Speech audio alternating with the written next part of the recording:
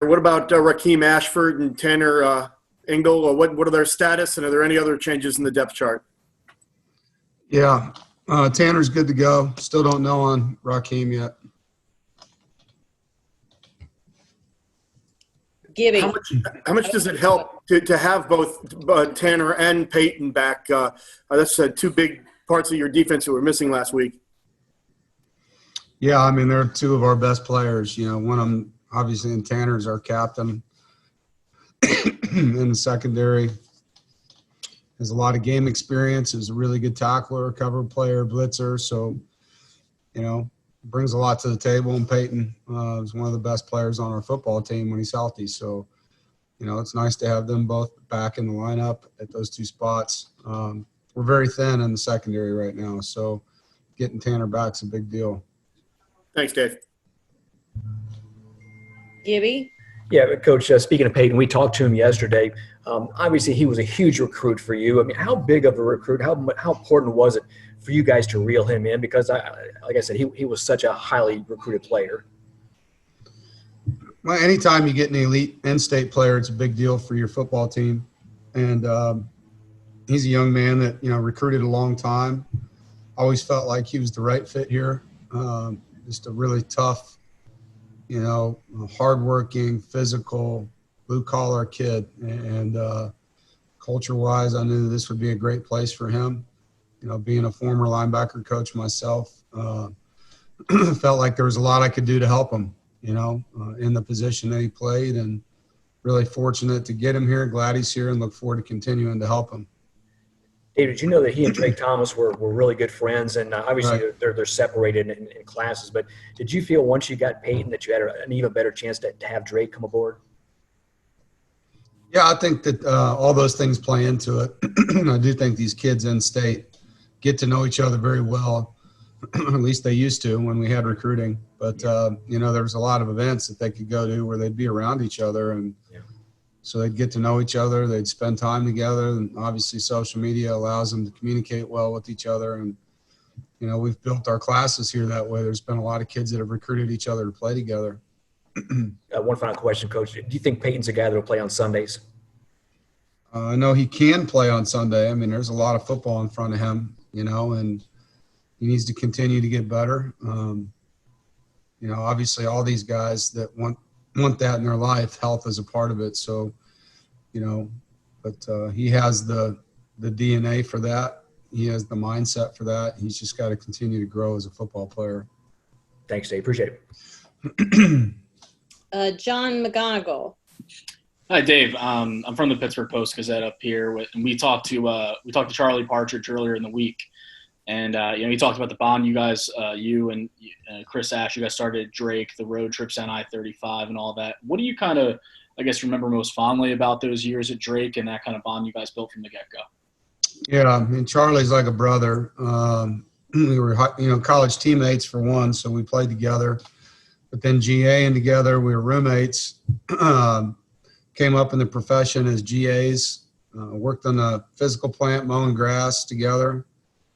Did a lot of fun stuff together. You know, used to go to camps and work other college camps and clinics, you name it. I mean, anything we could do to learn ball, we did together. And, and we got to work together and live by each other when we were at Wisconsin and have our kids around each other. So, you know, Charlie's a guy that's not just a friend or a colleague. He's like a brother to me. So as a coach, I think he's one of the best too. You know, what he's done with that defensive line there, what he did with our D-line at Wisconsin, I think he's very, very good at what he does. And, you know, look forward to seeing him. And he'll continue to do great things at Pittsburgh or wherever he ends up, you know, down the road, because he is a really good person, good football coach.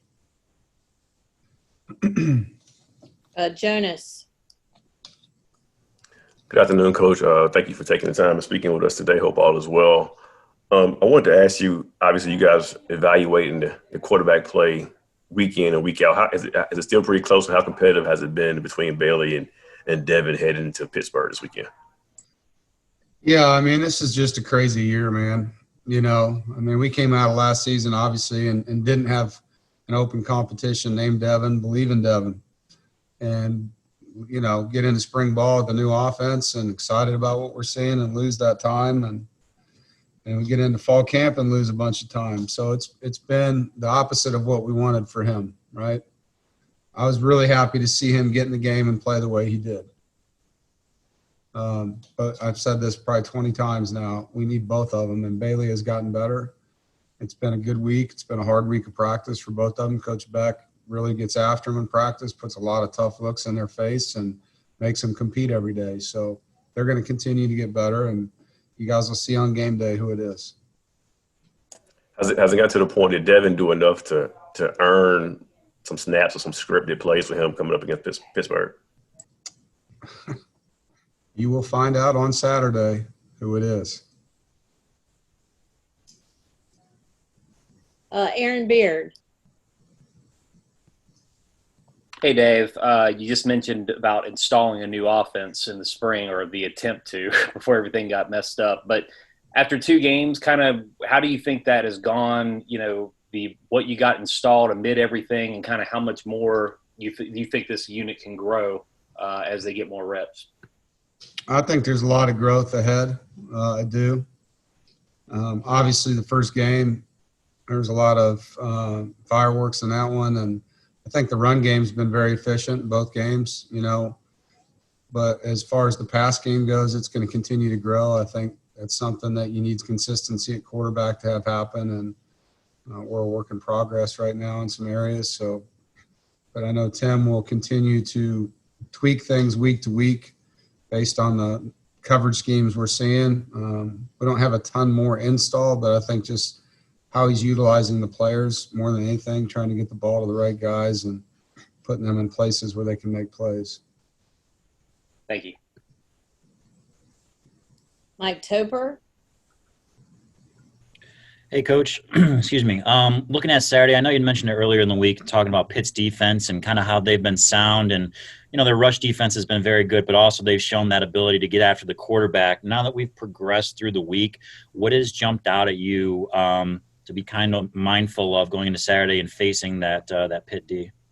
Well, they're going to put a lot of guys in the box. They're going to get a lot of one-on-one blocks, and they're going to do it with really good players. They've got guys that have been playing for 2 to 3 to 4 years, and they're aggressive. They put their DBs in a lot of one-on-ones. And if you're going to beat Pitt, you got to be able to throw the ball by them, and you got to be able to pick up their pressure and give your quarterback a chance to make some plays. You can't give up on your run game. I do think if you watch them, teams that do a good job just being patient, you don't have to try to win the game in the first quarter. You got to just stand in there and keep fighting with them. There are some plays they give you. There's weaknesses, but you've got to find them, They're going to put press man-to-man on your wideouts. They're going to put a lot of guys in the box, and they're going to get in your face with pressure. That's what they do. So we know what they are, and we got to do a good job being aggressive ourselves and not turning the football over.